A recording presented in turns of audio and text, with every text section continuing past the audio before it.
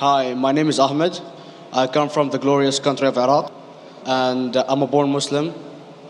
My problem is that I practiced Islam when I was... Brother, first we request questions from the non-Muslims. Once all the questions from non-Muslims are over, inshallah we'll give you a chance. Yeah, but I'm telling you my problem only. Okay. But you said you're Ahmed and you're a born Muslim. I am born Muslim. But now are you a Muslim or not? I'm agnostic. Oh, so now you have left the religion of Islam. Yeah, I'm confused. Okay, fine. If you have left the religion of Islam, you can ask the question, brother. Okay. So my question is, how come I don't have the faith that you and the other Muslims have and some of my friends, even though I practiced Islam a lot and I even did Umrah, but I still do most of the sins that are forbidden in Islam, and I sometimes am lazy to do the prayer and the other subjects we have to do in Islam. I have read many books and about other religions and conspiracy theories and documentaries and such. I even have seen your own videos on YouTube, and there are many questions that go around my head about Allah and the Messenger and Muslims in general. And basically the most important question is, you said in one of your debates or questions that Allah is the creator and He's uncreated. But I have realized, how can the uncreated exist? And if He exists, how can we notice Him? How can we see Him or hear Him or feel Him or know of His existence if He's uncreated in our own dimension or so? That's one of the questions. Brother Ahmed said that he is a born Muslim. He comes from Iraq. He read the Quran, he read the books, but he commits many sins. He believes maybe sometimes he's agnostic and he's lazy for praying. Brother, before I answer your main question, if you do sins and if you're lazy for praying, that does not make you a non-Muslim. As long as you believe that praying is fard, sometimes you miss, it's a sin. It's a major sin that you sometimes don't pray, but that doesn't make you a non-Muslim. If you say praying is not required, then you're doing kufr. But if sometimes you do sin, sometimes minor sin, sometimes major sin, it is haram, it's forbidden, but that does not throw you outside the fold of Islam. There are sometimes waswasa of the shaitan asking you, you're a Muslim, but this is wrong in Islam, this is wrong. And it does deviate the person's mind. At that time, maybe your iman may be low. But these things should not make you consider that you're non-Muslim. Regarding a question that I mentioned in my speech, and you're right, that Almighty God is the creator, but He Himself is uncreated. You asked the question, how can the uncreated, how can we see the uncreated, and how it's possible? Allah subhanahu wa ta'ala is Khaliq, is the creator. And by definition, He's uncreated.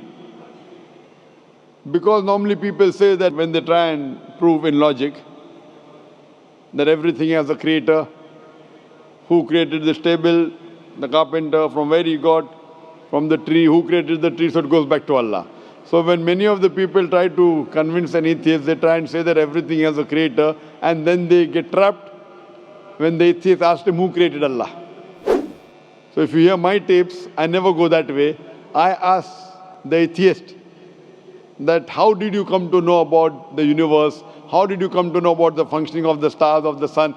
And he says, and goes back, that the creator. So it's the vice versa.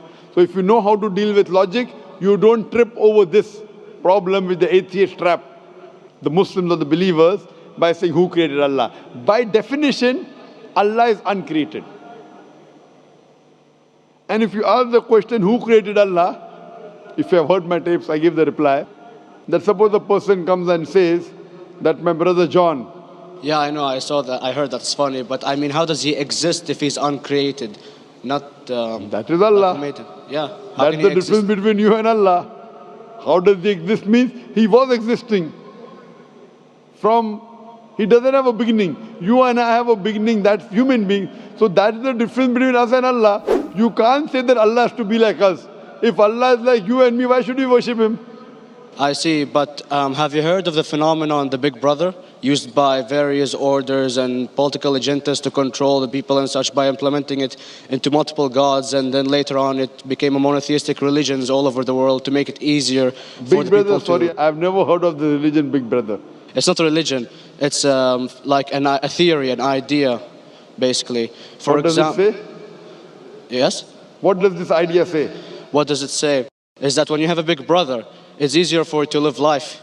When you have someone watching you the whole time, understanding you the whole time, protecting you the whole time, being with you the whole time, and you can talk to him, although he never talks to you back, maybe in your dreams, due to your mind and such, it's easier for you to live. While a human who does not have a big brother and is not easily controlled into doing so and is having complete freedom is a danger for the major ruling powers and such. What does this say? I don't understand. Big Brother may be the Big Brother, may not be the. What does it have to do with Islam and God? What does it have to do? Because basically Allah is watching you the whole time. So you want to say that Allah is like a Big Brother? Indeed, you use him for your protection so you won't be scared. You know what I mean? See, this is the hypothesis. Hypothesis. If you have heard, how do I convince an atheist? If you have heard my answer, that you said that you're agnostic, you're atheist. Yeah. So first thing I do to an atheist is I congratulate him. What? I congratulate him. Have you heard my answer of atheist? Yeah, you congratulate them and stuff. But I haven't seen your debates with the atheist. I just saw your answers on some questions. Fine. So you haven't seen the answer of atheist. No, but I've seen your debate with David William Campbell. And that's William Campbell is not an atheist. Yeah. Now, when an atheist tells me he does not believe in God like your theory of Big Brother, Yeah. and if you believe in that theory, I will ask you, first thing I do to the atheist, I congratulate him. You know why? Yeah, because they think and they don't follow what their parent does and such stuff like that. No. I congratulate him because he is not doing blind belief. The other people are doing blind belief. He is a Christian because father is a Christian. He is a Hindu because father is a Hindu. Most of the Muslims are Muslim because father is a Muslim. He is thinking. He says there is no God. He has said the first part of the Islamic Shahada, La ilaha. The reason I congratulate him is because he has said the first part of the Islamic Shahada, Islamic Creed, La ilaha. The only thing I have to do is illallah, which I shall do inshallah. So if you have heard my answer, an atheist becomes an atheist because he believes in science, he believes in logic. Or I ask him that if an equipment is bought in front of him, which no one in the world has ever seen, and if the question is asked, that who will be the first person who will be able to tell you the mechanism of this new equipment?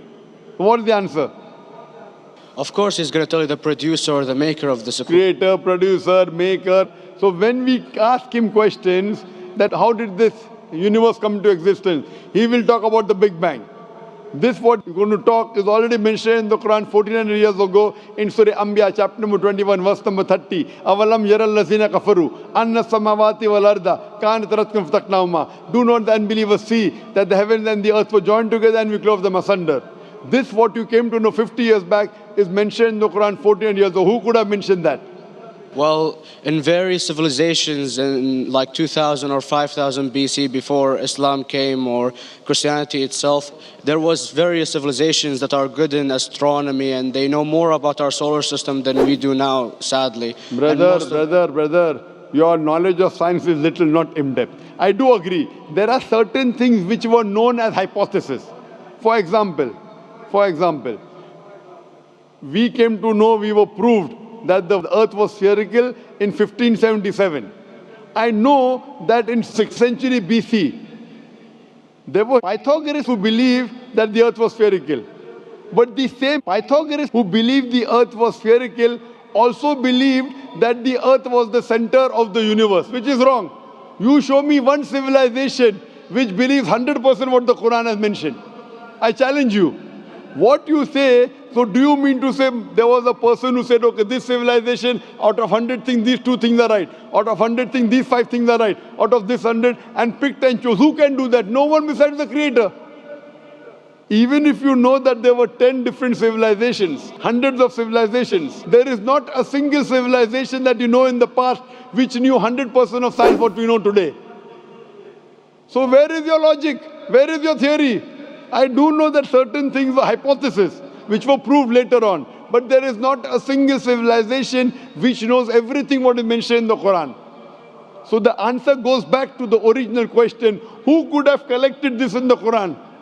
Someone 1400 years back, could he do and say, okay, out of these 100 things, these 3 are right, out of these 100 things, these 2 are right, out of this, it's not possible. Mathematically, it's not possible. Well, you never gave the idea of extraterrestrials or so. I mean, knowledge is power, and Brother, I'm asking you a simple question. We are not come here to have a debate. yeah. I'm asking you a question, point out a single civilization, you're asking something else. Yeah, We are alright. not here to discuss. You can come in the room and discuss. You ask a question, I'm giving you the answer. You gave about old civilization. I told you you're right. But out of 100 things, 98 they were wrong. So I'm asking you, who could have mentioned this in the Quran? You're talking something else now. Yeah, well, I'm asking you a simple question, 2 plus 2 equals how much? You are saying, I'm telling you 3 multiplied by 3 is how much? I'm asking a name, you're telling that where do you live?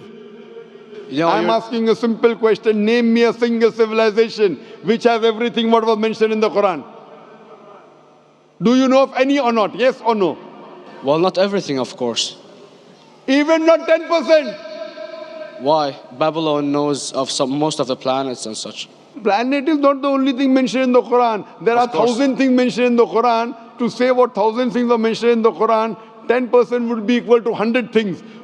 Did Babylonian civilization knew about 100 things mentioned in the Quran? No, because they You don't have cannot. the IQ They level knew of that. 5 or 6 things. In percentage wise, very small. So Of course. who can be the author of the Quran besides the creator to know what is right, what is wrong? Today science has established the hypothesis mentioned by Babylonian so many centuries back is today proven.